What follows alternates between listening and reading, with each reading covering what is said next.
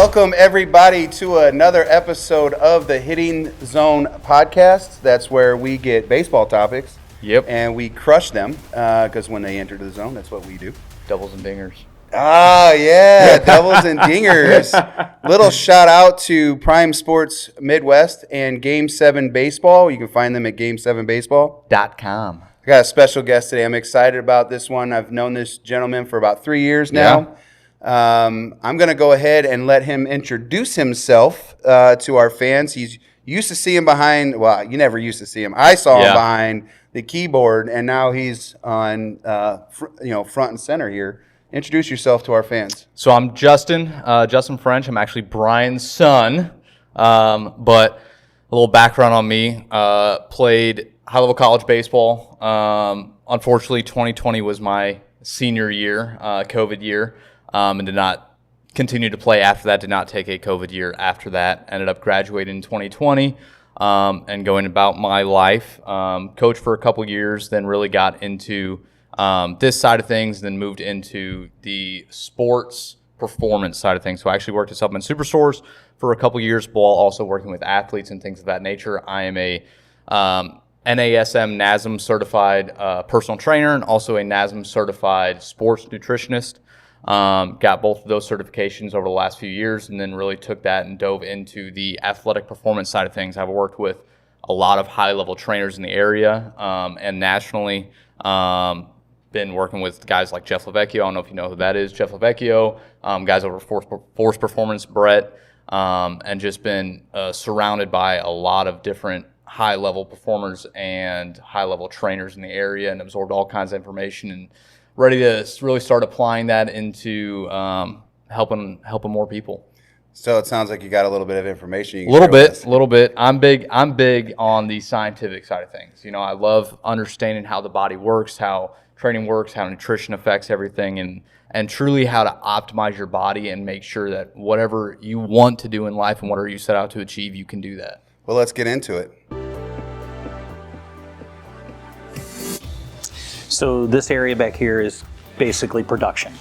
They do a lot of the artwork back here. They do the production. So any of that stuff that comes in off of, we'll say, our fanware stores, stuff that comes in off the team stores, a lot of the coaches wear, a lot of the last minute, hey, we got to have it in the next 10 minutes stuff.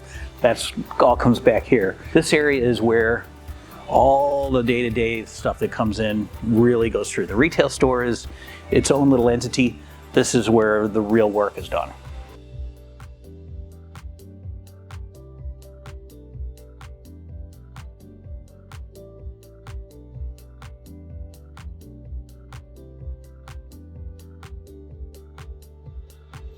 I'm excited to have you, Justin. I'm excited to talk about this. I know kind of leading into this, a lot of the conversations we've talked about having are things that I'm very passionate about, especially at this point of where I'm at within like nutrition development, things like that. And it's a lot of things that I think are going to be tough conversations for people to look at and have, but things that definitely need to be said.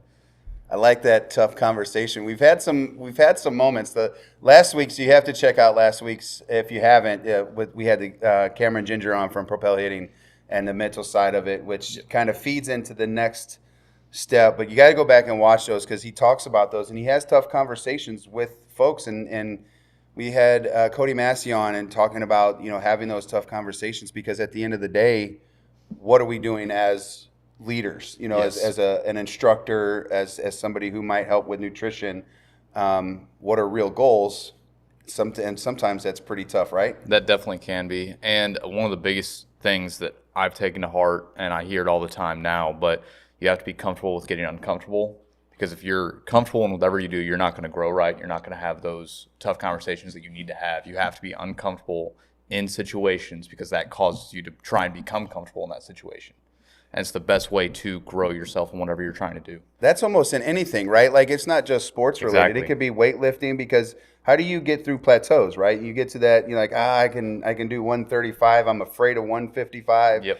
How do you get advanced if your real goals are to become a bigger, faster, stronger? Yes. You have to work through some of those, that bar's going the wrong way. There's a whole lot of trust that happens, right? You have to not be afraid to fail. because you have to push your body, especially whenever you're training, whenever it comes to weightlifting, things like that. You have to push your body close to failure for it to actually want to grow.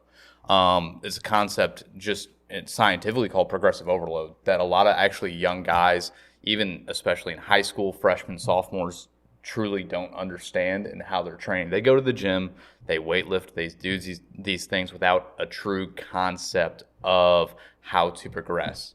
And that's where we were actually talking before the show that a lot of guys do not have enough training or work with true trainers to understand how to do that properly. I feel like baseball is so behind a lot of other sports when it comes to the training aspect or working behind the scenes and understanding how to properly progress your bodies. Yeah, I think for me, it was football that drove my passion for the gym. Yeah. And I didn't even have that until really my 8th grade year. Like, obviously, we didn't have all the cool stuff when I was, 10, 11, 12 years old. I was told when the street light came on, I had to go home. That was kind of my thing when I was younger. Yep. So, for me, if I didn't want to be picked last, I had to change something, right? So that's not always a comfortable feeling. No, it is but not. I had to make it comfortable. Yep. So I got picked last, and instead of being, oh man, I'm this or that, I go, well, what do I need to do?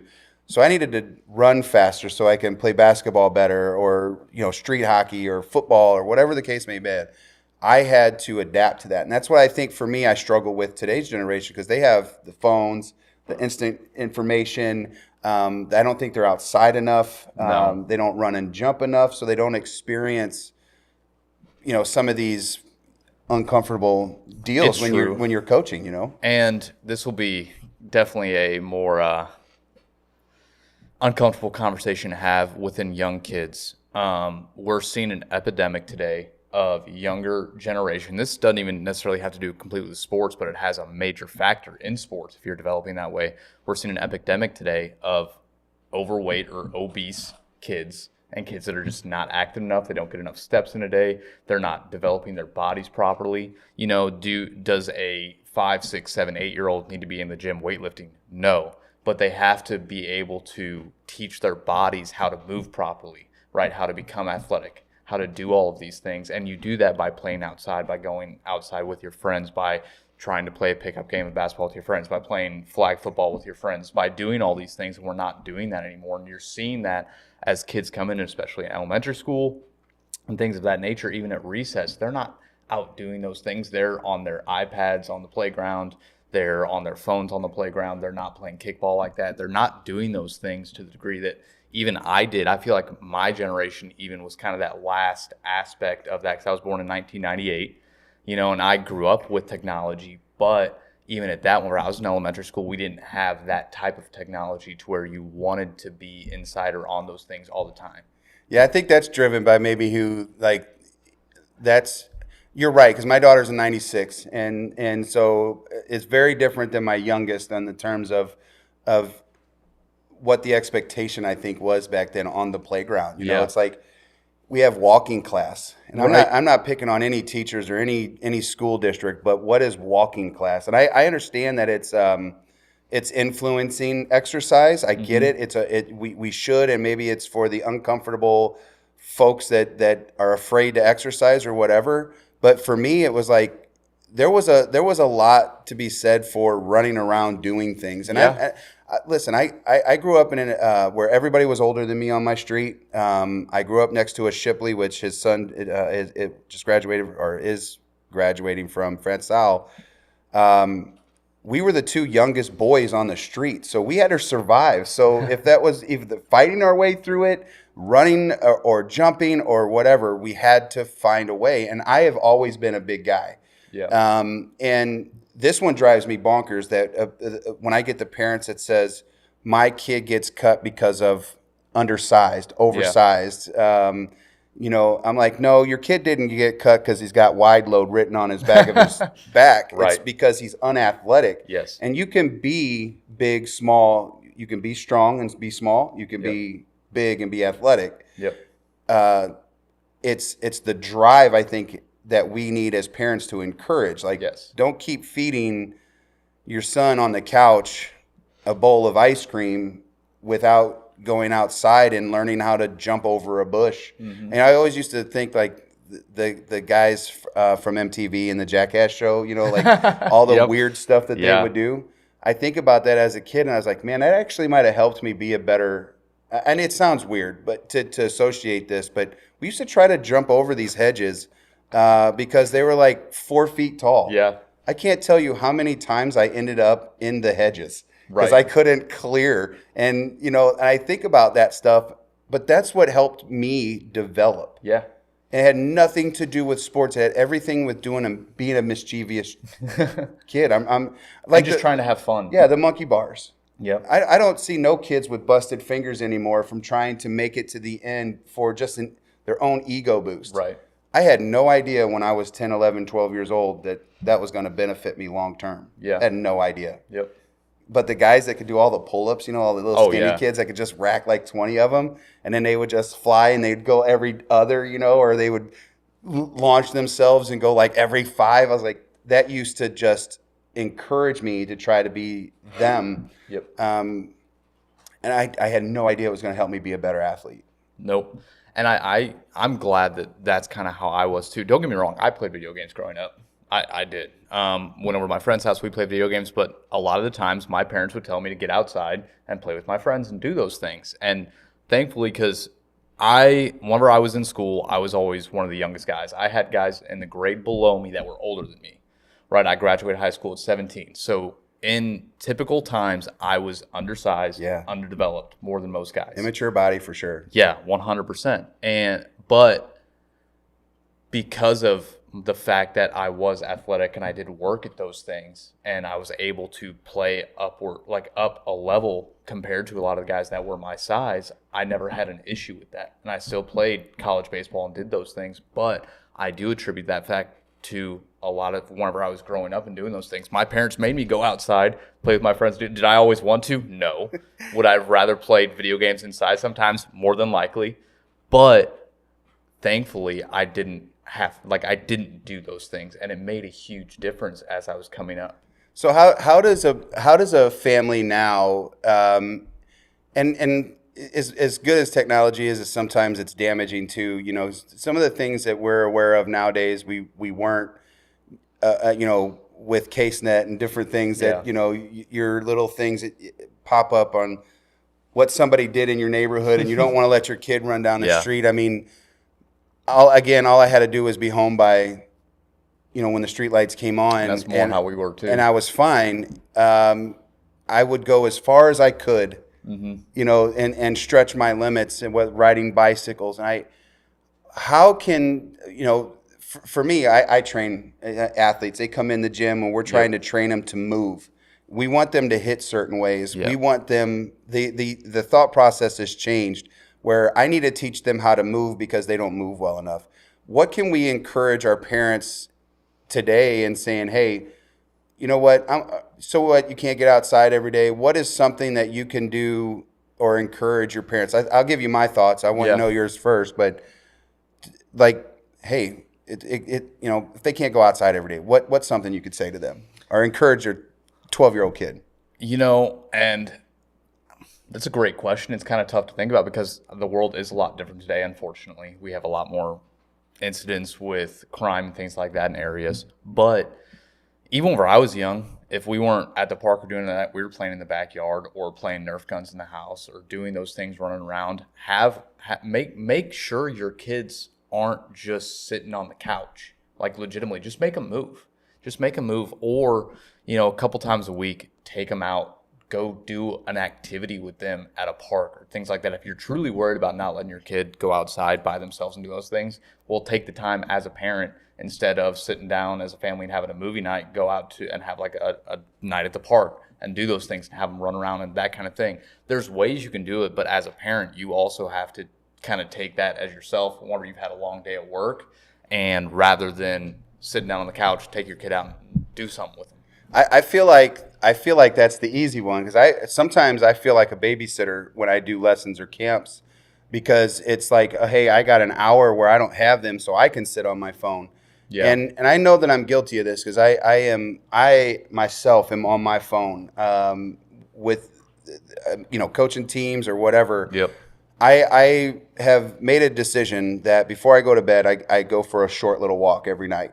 There you go. It is to help my mind, and if I can help my mind, then I can stick to the details I need to have weight loss. Because I just spoke to you about this the other day, Yep. about trying to find out a way for me to get healthy again, because I'm unhealthy. And so I feel like who am I to be able to tell somebody else what to do with their kids if I'm also not leading that same lifestyle or by example? Yeah. And I obviously didn't mean to get this way. I was 239 pounds 4 or 5 years ago, Yeah. and I'm 100 pounds heavier than that. And I don't want to be that guy because I can't move like I used to. Right. So for me, it's a matter of how can I speak that into in existence, the manifestation of it or whatever. And for me, I have to tell parents, like, listen, your kid cannot sit on the couch and expect them to be some great hitter. So I try to use it in the baseball skill set because that's what most people pay me to do, right? I go, your kid needs to go outside for 5 minutes and do this. You want your kid to be faster? Have them go in the backyard and run 10 sprints. Yep. And then I say, well, maybe you going out there with them and walking, cheering them on, maybe that lets you dissociate from life for just a minute because all we're ever doing is thinking about money. Yeah. How to make everybody, pay all the bills, especially in today's economy. Like, what do I got to do? Yep. And so some of this is just, I need a break. So I'm sitting on the couch. Well, after an hour, it's like, I'm not getting up, right? I'm going to eat a bowl of cereal at 11 o'clock at night, whatever. We have to change that. And I think, for me, if I can encourage our parents, it's like we have to say, stop focusing so specific on what your son or daughter is weak at.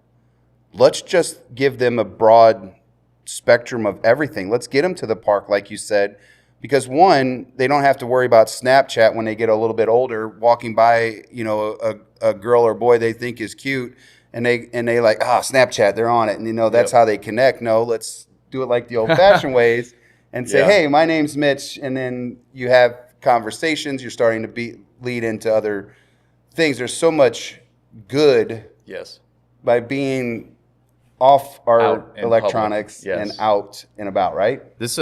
I feel like this is going to be a tough conversation for a lot of people to have, and just in self-reflection too, because it's something that I'm guilty of, that I think about, because I'm going to be getting married next year. We want to start a family. We want to do these things. And I look at myself and how I am. Children typically are a direct reflection of their parents. They mimic the things that they see around them, especially through those first 0 to 5 years.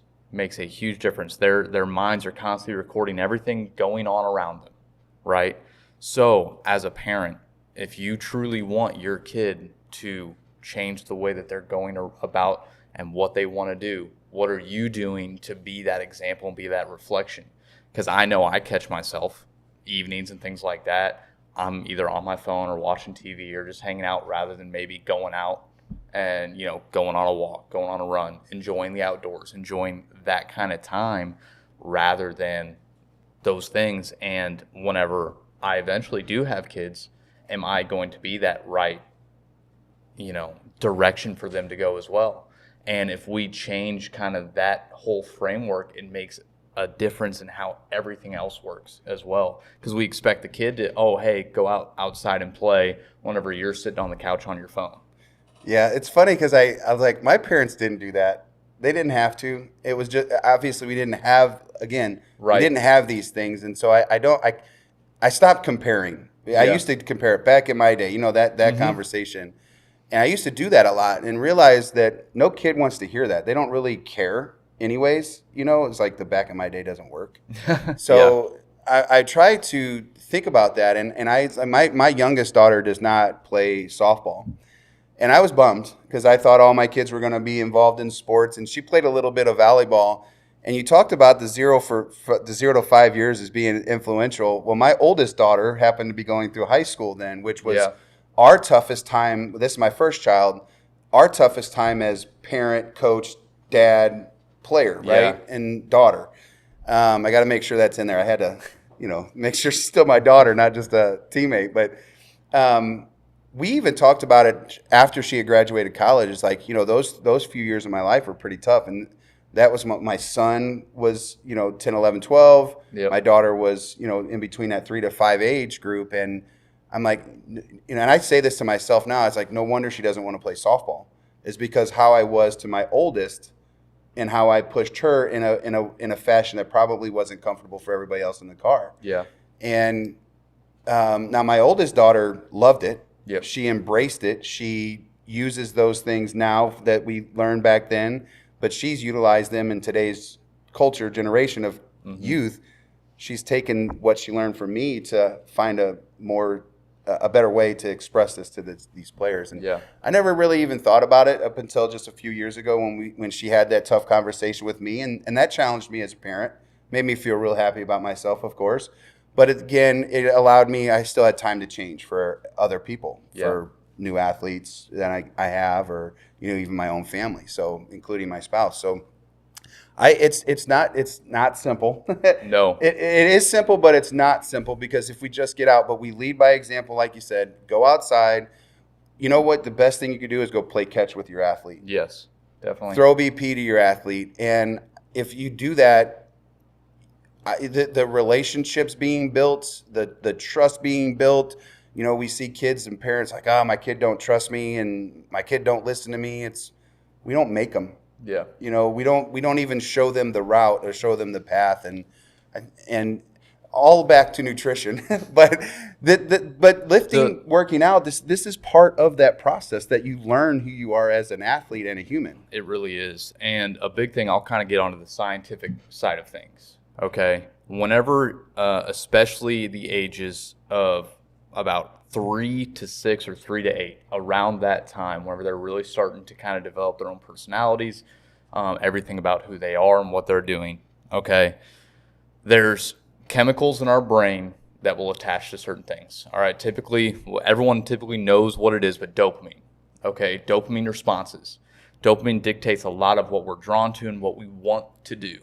Okay. What technology has done, instead of going out and getting your dopamine releases in nature, by working out, by being active, by doing those things, we're getting these dopamine responses at exponentially higher levels from technology. So it actually trains our brain to be inactive and to want to watch a screen.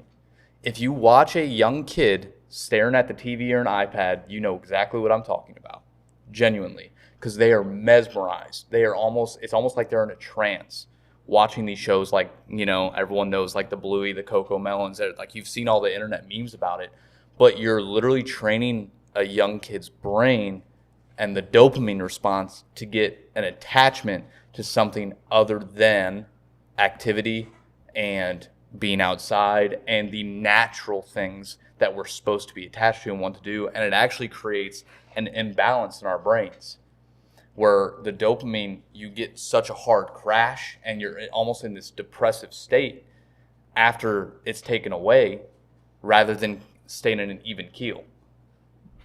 It's wild. You have me at this all kinds of feelings, because I want to make it a political thing, but obviously that's not what this show's about. But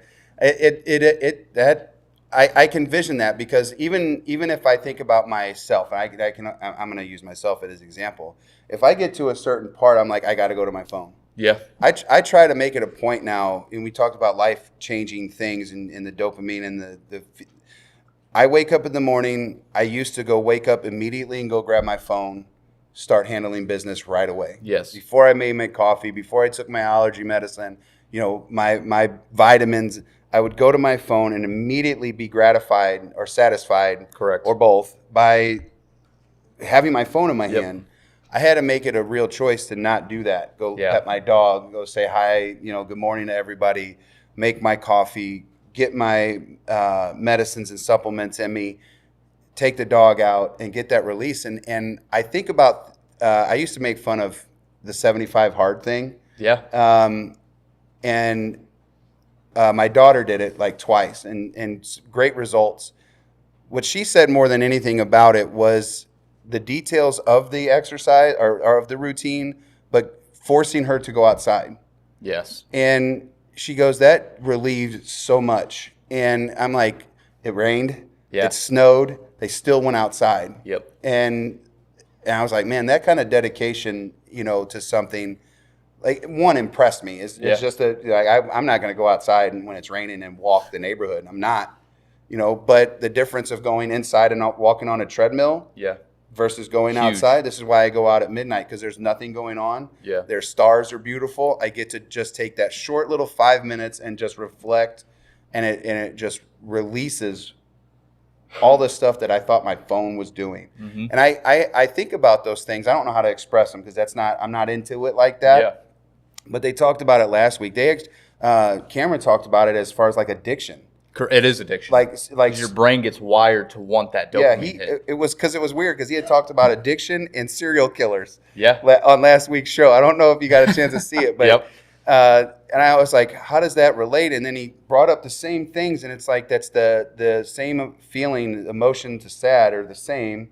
It's perception and then all these different thought processes. And the dopamine thing's real though. That's Yes. why lifting weights. It's huge because you get that type of dopamine release. Your body, it almost becomes an addiction, but in a good way. Right. Yes. And one of the best things for most athletes, or most people in general, but especially athletes in the morning, couple things, and I'll kind of hit on this just because this is good advice for a lot of athletes, because I know I was there at some point. A lot of other people are there. To start your day, don't grab your phone and don't drink caffeine within the first hour and a half that you're awake. You know how many hearts you just crushed that I know. are like 30 and over?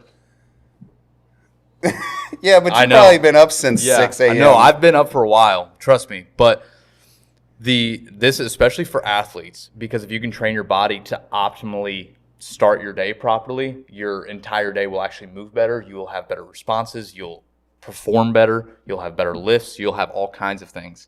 And what's funnily enough is I've had this conversation with a lot of athletes that work out in the morning. Don't drink caffeine before your lifts in the morning. You will have a better lift, scientifically. Because, and I won't get into too much of the science of it because I can go down all these rabbit holes, but basically these systems or the receptors in your body that use caffeine are the same ones that basically receive melatonin and other things that basically are for sleep, right? And as your body's waking up, those receptors are trying to open themselves up. Okay, they're trying to open themselves up so you can wake up properly and perform properly. If you immediately hit them with caffeine, those chemicals will bond with those receptors and they don't allow them to properly open up. And it doesn't allow your body to properly wake up. So that's where you get those midday crashes, that grogginess, all of these things. Same thing with being on your phone. You immediately get a dopamine hit, right? Or an oxytocin hit. Okay? Again, those systems are not actively opened up properly yet. Okay? They're not able to wake up, be used properly, and then your performance for the rest of the day goes down. You just told me I can't have coffee. I'm still stuck on that. You can have coffee, just wait about an hour and a half. Who waits an hour and a half? I do. No, I know, but it's about what we're choosing to do, right? Exactly. It is the lifestyle and what you're getting at, and I try to find other ways, but you're right. I think about this stuff, and I'm thinking about how when I drink coffee, what I put in my coffee, and I think about what happens to me if within 20 minutes of waking up or 30 minutes of waking up, I have my first sip of coffee. I bet you I'm taking a nap at 2 o'clock. Most people are. You know what I mean? Or want crash. to, or they keep pounding coffee, and I'm like, man, I can't do that all day long. So from personal experience, I got to the point, genuinely, I was drinking about 600 to 800 milligrams of caffeine a day. That's a impressive. lot. That's a lot of caffeine. It wasn't even Dedication, baby. It wasn't even as high as some of my other buddies. Genuinely, some guys I know, I won't name names, but you know who you are. We're drinking over 1 gram to 1.5 grams a day of caffeine. Okay, because we would start the day with caffeine. You would need it. For those that need easy math, that's over 1,000. That's over 1,000. Yeah. Yeah. So for example, this energy drink right here is 200 milligrams. Okay. So you'd be drinking 5 to 8 of these a day. Okay. So that's kind of easy math for you. It's a lot of caffeine. I already have my own issues with energy drinks in general. like Monsters and Yeah. all the different brands. I'm sure there's some better than others. That when you put it in perspective of drinking 5 cans of those a day, Yeah. that's insane. It's a lot, right? And here's the thing too. Some people don't even realize it because they'll, for example, a lot of pre-workouts today. Okay, a lot of pre-workouts today will be anywhere from, on average, 300 to 400 milligrams of caffeine. Okay, people don't even think about that or have the concept of it. They just buy a pre-workout because they need it before they work out to get a lift in. Okay, if you drink one energy drink and then you drink the pre-workout, you're already at half a gram to 600 milligrams a day of caffeine. Okay, you're not allowing your receptors and everything to hit and fire properly. Caffeine is also a vasoconstrictor, so it actually doesn't allow blood flow and oxygen delivery to the optimal degree for high-level performance. There's so many factors that play into it as an athlete that if we can retrain our bodies to actually do what it's naturally supposed to do, you'll just automatically train better and feel better. So I'm hearing water. Can you at least have something to drink in the morning? And that's actually, that was part of my point with it. So one of the best things to do in the morning, you'll actually feel more awake, more alert, and feel better, is drink a hydration complex to start the day. So electrolytes. So the system that actively like a Gatorade Power, or just I would do a IV? less sugar content one, but yeah. So any good electrolyte complex, those receptors are actually, Explain that for those of us that might not understand. so basically anything that's sodium, potassium, chloride, magnesium. So those are your primary, and then different forms of that, like sodium chloride, potassium chloride, things like that. Okay, those are a lot of your electrolytes. Basically, what electrolytes do is, this kind of goes into, I can go on this too. You can be dehydrated and drink over a gallon of water a day if your electrolytes are out of balance, because electrolytes actively transport your water and oxygen through your body. Okay, so you've actually, good examples are marathon runners. A marathon runner can drink water throughout the entire time that they're running the marathon and still pass out from dehydration. I've actually seen it happen. They'll get rushed to hospitals. They'll need an IV drip for electrolytes and things like that. That's where a lot of supplements nowadays for like marathon and ultra runners and things like that are built in with electrolytes and carbohydrates to fuel their body properly. So if you can do that to start the day, you're actually balancing your body properly. You're allowing it to deliver oxygen and water throughout your entire body, because as you're sleeping, you're actually getting dehydrated. So you need to rehydrate to start your day. You're preventing that from happening by doing other things like caffeinated beverages, coffee, things of that nature. I think so. Last week it was hot, right? Like pretty hot. Like Tuesday they shut down like high school practices and had to move things inside, and so I was working on my flooring in my house, and I was drinking water. I woke up Wednesday. I think it was Wednesday morning. It was either Wednesday or Thursday morning. Yeah, it was Wednesday morning. I had woke up feeling a little like I had some issues, right? And I was like, well, am I congested or whatever? And so we go through the day, and I'm starting to feel worse at night. I realized the day before, I drank a lot of water the day before, and even before that, I typically drink a lot of water, but I had sweat so much, I wasn't getting anything back in my body. So Wednesday, I woke up in bad shape. Thursday, I actually woke up fine because I started drinking Gatorades, liquid IVs, trying to think. I was just putting stuff in my body that I thought would help me. Bananas, I have magnesium that I was adding, all these things. Felt way better on Thursday. Called my doctors. I had endoscopy on Friday. I was like, hey, I'm a little dehydrated. They gave me an IV. You probably felt phenomenal. I was pretty good, but I didn't eat right. Yeah. So I think about my brain function. Yes. I'm not even just the wake up of my muscles, but the brain function I had on waking up that way, getting that IV, being able to drink water. I couldn't eat, bad foods yet. None of that stuff happened. I couldn't have coffee. And I noticed that my Friday was better than it was on Saturday when I could have my coffee again. And that's what I do. Sometimes you're talking to me and I stare off into space because I think about what my week has gone through, and what if I did change that? Would it help me? And I'm willing to do it, right? Because I need to make a change. Yeah. So would that help me stick to some details and get to the goals that I ultimately want to achieve? But you're right. I think about my brain function more than anything.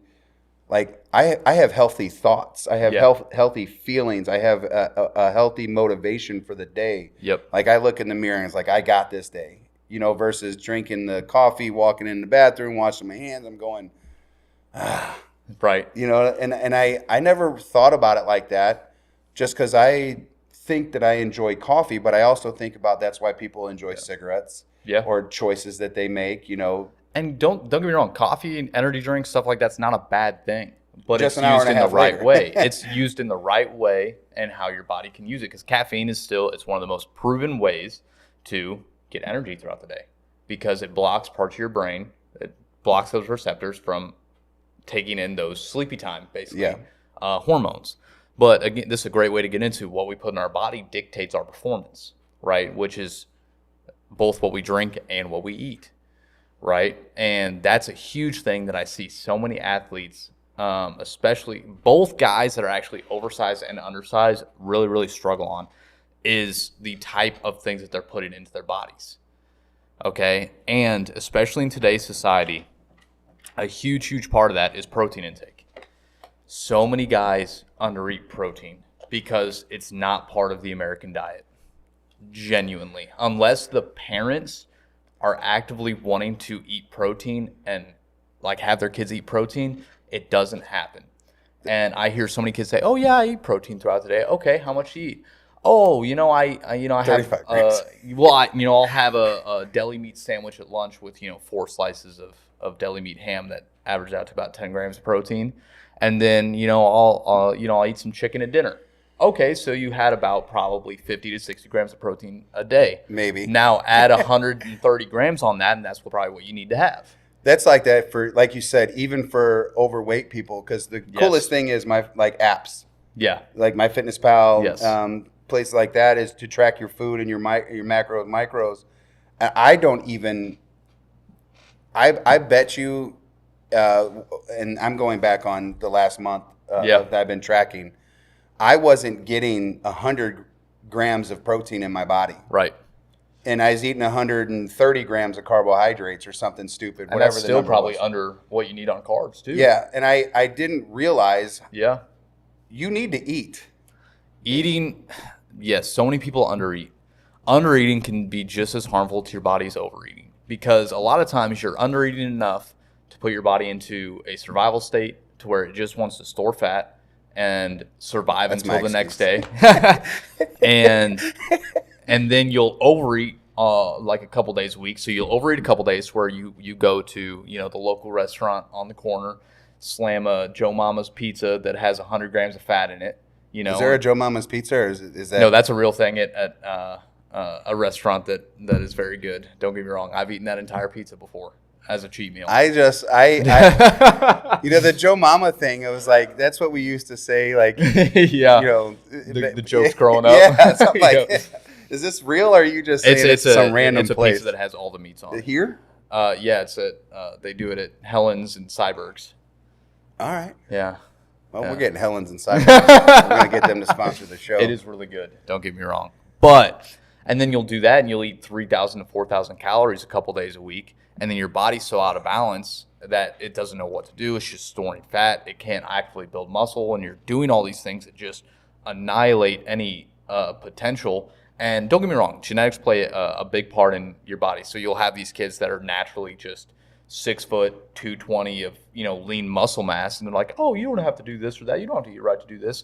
Okay, yeah, but the guy maybe that's 6 foot, 140 pounds soaking wet, that looks at that guy and says, wow, what am I doing wrong? What I'm doing the same thing he's doing, but I can't put on weight. I can't put on size.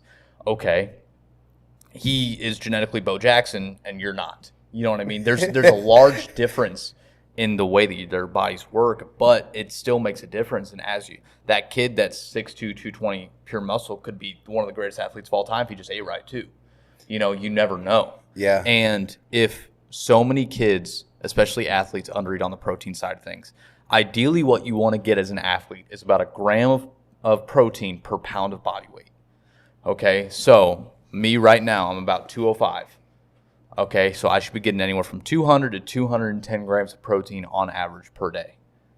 Okay, to put that in perspective. That's a maintenance thing, though, right? That's not even a No, I mean, maintenance comes with overall calories. Protein kind of will always be around that way. You can go up and down depending on there's a lot of factors that play into that. That's just a good baseline. Whether you're trying to boost up, drop, whatever, that's still you kind of want to be around there because no matter what, protein dictates muscle mass and muscle protein synthesis. Okay. Basically, muscle protein synthesis is when your body is actively in an anabolic state, which means it's building muscle and burning fat. Okay, which is ideally what you want to stay in most of the time. You want to burn fat for fuel, for your long-term fuel, and you want to be able to build muscle. Okay, and if you continually eat around 4 to 5 meals a day, ideally, and hit that protein goal, you will have the right amount of amino acids in your bloodstream for your body to maintain that muscle protein synthesis state throughout the whole day. And you will perform better. You will be able to actually build muscle better. You will have better numbers in the gym. You will do all of these things. Okay, now don't get me wrong. Protein is probably your most important macronutrient, but that doesn't mean carbs and fats are the enemy. I see this all the time, especially in today's world. Oh, you have to cut out carbs. You have to cut out this. Unless you have a specific reason as to why you're doing that. Say you're a type 2 diabetic, type 1 diabetic. And even I know type 1 diabetics that eat more carbs than I do because they know how to properly maintain their blood glucose levels. But carbs are not the enemy. Carbs are what fuels your body. It fuels your central nervous system. It fuels your peripheral nervous system. It fuels your brain. Like all kinds of things that directly your carbs will directly dictate. Now, a lot of young people will overeat on carbs and undereat on protein. Okay, and what they're doing is they're just putting in all these carbs and carbs that aren't being used for energy or aren't being used for that. When you're sitting at night, playing video games and things like that, will be stored as fat. Or your metabolism's so high, you're just burning it off and you're not doing anything to actually put on muscle or put on size, which comes from the protein and just overall calories. So there's so many things that especially I see it in baseball so much with kids I work with, is they don't know how to eat properly. Yeah, that's what I was getting ready to ask you. Don't eat protein. They don't eat carbs. They don't eat vegetables. They don't even eat enough, right? A lot of kids don't eat enough. They're so active, their metabolisms are hitting on all cylinders, everything like that. And then they're eating the amount of times I hear a kid saying they're eating 2 or 3 meals a day is astounding. Now, to a lot of people, they're like, wow, that's pretty good. No, it's not. Not for a kid that's lifting weights, 2 to 3 hours of practice a day, that's running, that's constantly on the move, that's in high school doing stuff like that you're going through puberty. Your body's got the most amount of testosterone in it that it will ever have in your entire life. This is random, and I got to throw this in there because I don't want to forget this thought, but do you think that some of that, the lack of, is part of some of the issues with injuries we see? It's a huge part of it. So there's a lot of science that shows body fat percentage can dictate how your body responds to stress in joints, in ligaments, tendons, things like that, and how it can actually both body fat percentage and muscle mass, skeletal muscle mass. There's a range in which that it's optimal for strength around those things. Okay, it's tough because I like to say the words injury prevention. There's no such thing as injury prevention. You can't prevent an injury if it's going to happen. There's things you can do to strengthen, the ligaments, tendons, things like that, so it can adapt to stress properly, but you're not going to prevent an injury. Okay, you're just doing the things to build your body up so that injuries ideally don't happen, or don't happen to the severity of a degree that you don't want it to happen, right? So with that, ideally for athletes, I would want to see them anywhere from 10 to 12% or 10 to 13% body fat percentage. What about 31? That's not ideal. You're putting a lot of stress on your joints and ligaments. I am no longer an athlete. I might be 41. That's not ideal. Even for just an average male, ideally you want to be anywhere from 13 to 15% for hormones to be firing on all cylinders properly. Yeah. It's a good place to be. And then skeletal muscle mass. Skeletal muscle mass, it depends. That one fluctuates a lot more depending on your height, your age, things like that can dictate that. But there's a scale that you can kind of see what your curve should be at for your muscle mass to body fat percentage to weight things. I don't worry about BMI too much. BMI is an outdated metric, unless there's very few times that BMI is going to be paid attention to. I don't really need to get into that, but don't worry about BMI too much unless you're in a severe category, right? Super severe. Well, because here's the thing, and I'll kind of go off on this tangent too, because this can even... It's me.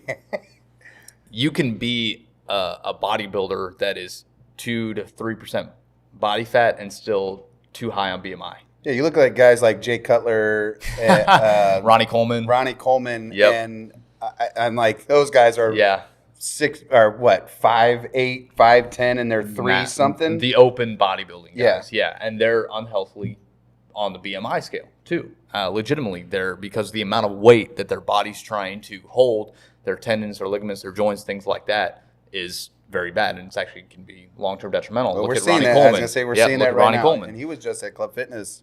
Yeah, he just did an event over there. Yeah, and he looked rough. Yep. Well, he doesn't really have any use of his legs anymore. Yeah. Yeah. And at one point, he was squatting 850 pounds. And that there's all these things that directly affect athletes.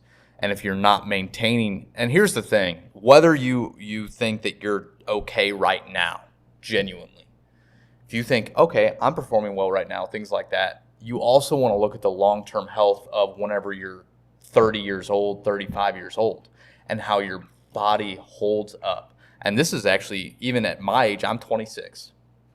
Okay, my college career ended whenever I was 21. It was somewhere in there. Okay, I dealt with a lot of issues within my knees and my shoulder from baseball. I perform better now than I did whenever I was 20 and 21 because of implementing these kind of things and understanding how to treat my body. If I applied this then, and I played college baseball, I was a really good athlete. I had great stats. I performed really well. But I guarantee you if I applied the things that I'm talking about now then, I'd perform at an even higher level, and I wouldn't have dealt with some of the issues in my knees and my shoulder that I dealt with towards the end of my career. Because no matter what you say, at some point your body's just going to give if you're not treating it properly and fueling it properly. And all the way, and it doesn't stop, because that's what I've noticed for me. I got to go back to the personal side just because of the fact that's the only thing I can really speak on, and I'm open about my ups and downs in my life. Again, a big athlete, like when I said, growing up, but I felt like I had some of these things that you're talking about, right? And I got into college. All of a sudden, I started getting busted up because of what the demands of the day was like. Yeah. Then I got to about 25, 26 years old to 30 was my range where I felt just amazing. Yeah. Maybe even into my mid-30s, I felt the best that I ever, up until this point. And then I had some issues because I stopped maybe lifting a particular way. I stopped exercising as much on the, walking down the street or whatever the case may be. And now I'm paying for it. Yeah. And I did abuse my body at times. I couldn't find the middle ground. So now my body's, from being abused, is hurting, which in my brain, going back to how my day starts, I don't want to go through the feel. So I just sit on the couch, right? Or whatever the case may be. I think about that stuff, and I think about this is why, guys like Tony La Russa said 25 was the guy that I want playing baseball for me, because that was probably the prime years of the body for those athletes. 24 to like 28 to 30 is actually your prime for bodily development. A lot of guys in high school, college, stuff like that, you're still in the early stages of really like bodily development. Your prime's not till significantly later. You're especially just look at your brain. Your brain's not fully developed until you're about 26 years old. Yeah. Okay, so you're still very much like a child in certain aspects in development whenever you're going into college and doing these things. So it matters even more that you're fueling your body properly to prevent, because how many times do you see an injury happen that just annihilates a guy's career early in college and it just halts their development, it halts everything. Yeah, I think about it on the high school side, because that's what we mostly do. And and you talk about fueling the body. I go back to this thinking, because you talk about 2 meals a day, right? Well, they eat, what, 1? They might not eat breakfast because they're waking up at the last minute to get to school. It's true. Right? They get to school, they eat lunch at 10 o'clock. Or they're eating a bowl of cereal.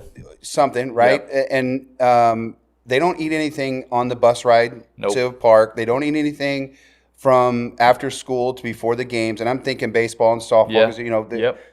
that's what we're talking about. Yeah. And obviously, all sports are like this. Football, I think, does a good job because they play 7 o'clock at night, so they go and eat. Yes. You know, some Yep. of the later soccer games, some of those sports, and you know, they're eating after school. They're getting a good meal. They're 100%. feeding their bodies. Yep. We don't do this for high school, and so kind of wrapping this show up, thinking about like how diamond sports, baseball, softball, what would you encourage these young high schoolers to do to avoid some of these injuries? Because I see it because they're dehydrated, because Yeah. they're not drinking enough. They have no nutrition in them. They get dizzy during games.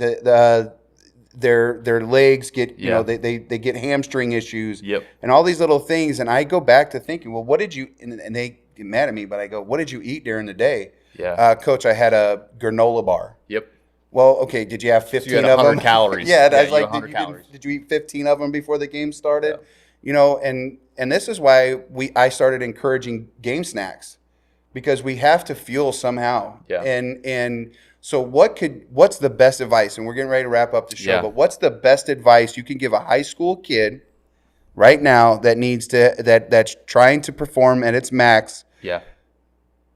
What do you need to wake up and do? And right before game time at 4:15, what do they need to get in their body? So we'll go And then post. Yeah, we'll go into detail more on like future podcasts of this, but just at a base level, what you can do.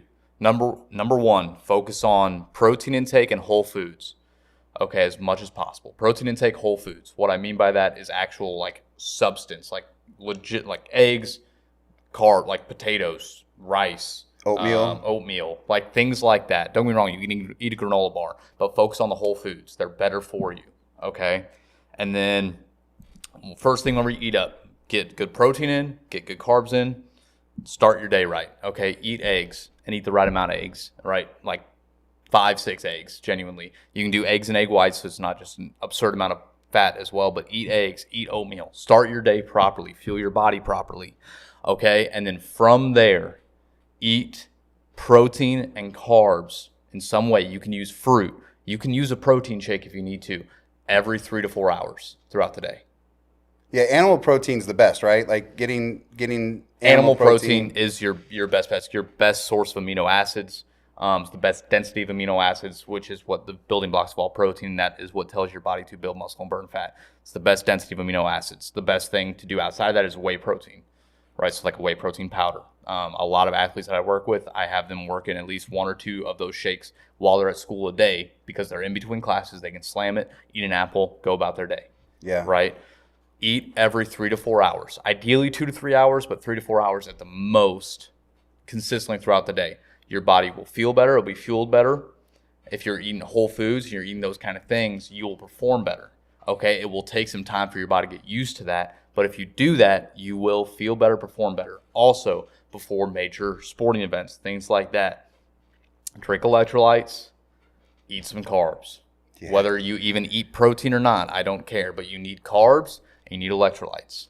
The fuel of carbs, man, that's what I used to love about football games, and Yeah. especially Friday Night Lights, man, is because we would go in there and it was always like pastas, you know, Yeah.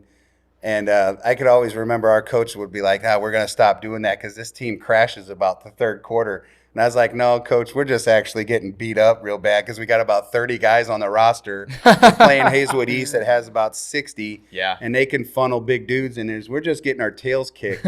That's why in the third quarter we're falling apart, Yeah. is because we got beat up, not because we're out of energy. We're tired. Yeah. I mean, and that was like, you know, small school, big school kind of feel. And I just think about like how football, and maybe that's the wrong comparison because they play at 7 o'clock at night and they can do that. But there's a place that you can, I mean, with everything that's going on, they're not going to tell you can't have something to eat on the hallway down if you need to fuel your body. They want you to maximize your mental health too, And right? This is where, as an athlete too, talk to your teachers, talk to your coaches, have these conversations. Say you're in your 6th, 7th period of a day and you got a game that day.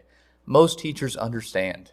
If they don't, it's a whole other conversation. Yeah, you can't bring That's a chicken problem. parm in. Yeah, but if they're like, hey, you know, Mr. or Mrs. whoever. Joe Mama. I have a game Tuesday, Wednesday, because that's when a lot of baseball, kids play Tuesday, Wednesday, right? I know I'm in your class and I know kind of your rules and things like that, but would it be okay if I drink a quick protein shake, towards the end of class and eat an apple to fuel my body and get ready for the game? Yeah. Okay, like I'll do it, try and do it discreetly. I don't want to disrespect you, but this is something that I really need before the game. I don't really have time to do it in pregame warm-ups. Yeah, and then all this can be prepped too, because I'm not that guy that likes to eat before a game. Yeah. I probably like to have like my last meal at about an hour and a half prior to before the game starts. Yeah, because you get digestion, it's Yeah. in your system, you feel good, rather than slamming something really quick before. Yeah, and then about the second inning, you have to have a bathroom break. Yeah. You're like, I need a TO, coach. Yep. Give me 2 seconds, fellas. Or a little bit longer. But I think about that. Just we have to do a better job in general, and it's crazy because we have all these demands, but when you think about maximizing your potential, you have to lock in on details. Yes. Period. Whether or not it's nutrition, your weightlifting, the skill itself, life. If you want to maximize, you have to do these things. And I firmly believe that's what's wrong with me. That's I think why I gained the weight that I've gained is I have not focused on details. And this is why listening to just folks in general are talking about arm care, talking about hitting, talking about the mental side of the game. All of it comes back to everybody talks about nutrition. Yep. And Huge. A lot of that has to do with I think about when I'm mentally my strongest, what that allows me to be everything else for my body. Yep. And I think about if I don't eat, right, the fasting piece, like the intermittent fasting stuff. Sometimes I'm all right with that. Sometimes I don't eat because I'm not hungry, so I just don't eat. But I notice that if I do that, I don't have a great day. But if I wake up and with my endoscopy, they told me I had soft foods. So I started a day before just kind of see how it would go. So I had oatmeal within like 30 minutes of waking up, right? And I had oatmeal with 2 eggs. Yeah. I didn't mix the two together. I'm not that brave. I know some of these meatheads I out don't there do that can either. I don't do that either. I cannot do that. Nope. It did taste good separately because I had brown sugar maple, I think. Yeah. But I noticed how it fueled my morning and how my thought process and the details of staying focused. So my ADD didn't kick in when I was on my computer and something happened on my phone. I finished my project. And you don't really realize those things until you have those conversations. It goes back to how we started, being comfortable with the uncomfortable. Yep. Don't be afraid of them because you can learn a lot and set that kind of ego aside. 100%. What I've learned out of this is we're going to have future conversations because we didn't even touch on some of the stuff we talked about pre-show. And that's what I like about this. It just kind of carries the way that it needs to carry.